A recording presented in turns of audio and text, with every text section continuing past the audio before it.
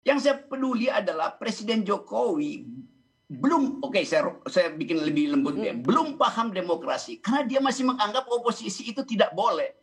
Jadi tolong Adek bilang bahwa oposisi itu adalah sinonim dari demokrasi. Nah turunannya nanti baru undang-undang ITE. Jadi selama paradigmnya nggak berubah, karena itu saya minta revisi otak presiden. Bukan Jokowi, tapi sebagai presiden dia harus tune in dengan ide oposisi. Itu intinya. Jadi jangan diputer-puter. Saya mau clear dari awal bahwa negara ini negara demokratis. Oleh karena itu oposisi dimungkinkan.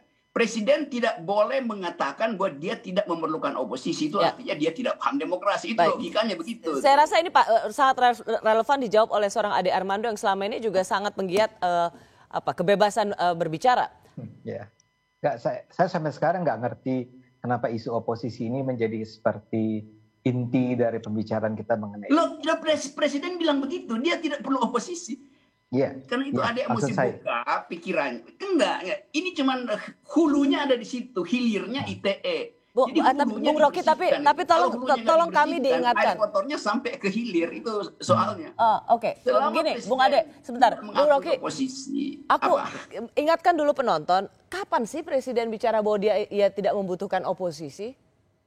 Saya nggak tahu, saya nggak tahu. Tapi saya justru mau nanya ke Bung Rocky, mengingatkan kita kembali, kapan persisnya, ini buat Bung Rocky Gerung, kapan persisnya, tolong ingatkan kami kembali, kapan persisnya Presiden Jokowi mengatakan secara lugas seperti itu tidak membutuhkan oposisi? Secara lugas dan dengan ekspresi yang ketat. Sekarang saya jawab itu, tolong hentikan sebentar pembicaraan kita. Silahkan Rosi sebagai jurnalis suruh staf Anda Google cepat-cepat Jokowi dan oposisi. Coba lakukan aja. Tapi saya boleh komentar. Oke. Saya mencoba ingat tidak membutuhkan oposisi. Apakah itu dalam forum? Oposisi itu bukan demokrasi Pancasila. Oposisi itu tidak kita perlukan. Oposisi itu menghalangi macam-macam. Cari pidatonya itu di belakangnya ada masa tuh pidato presiden begitu. Masa jurnalis nggak pernah tahu soal semacam itu? Bang Ade, apa Anda melihat ini sebagai sebuah pidato presiden yang dipegang sebagai karakter seorang presiden yang otoriter? Ya jelas dia ucapkan itu. Enggak. Saya mau tanya Bung Ade. Nggak tahu itu kalimat pertama, saya juga nggak tahu kalimatnya seperti apa, konteksnya kalau itu jangan ngomong, nggak tahu. Nah, karena saya nggak tahu kalimatnya, saya menghindar dari pembicaraan itu, Rocky, ya. Saya nggak mau.